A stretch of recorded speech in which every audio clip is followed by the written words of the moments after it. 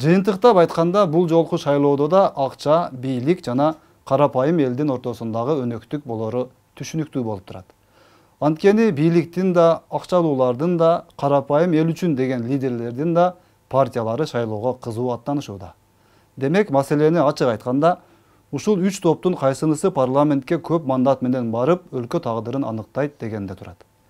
Бийликчилдерби, миллионерлерби же мекенчилдерби деген сөз.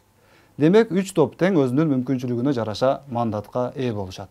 Тандоо албетте элде. Баары сизден көз каранды экенин дагы бир ирет белгилеп өтүшүбүз зарыл.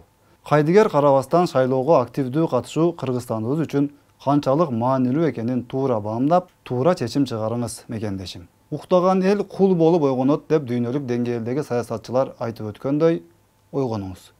Добушуңузду сатпаңыз. Кыргыз эли улуу эл экени талассыз. Бүгүн мына ошол улуулукту тастыктап, намыска таянып, арзан турган бир жолу колдонулуучу буюм эмес экениңизди көрсөтүңүз. Кыргызстаныбыз бүгүн андай кайдыгерликти көтөрө албай турганын туура түшүнүңүз.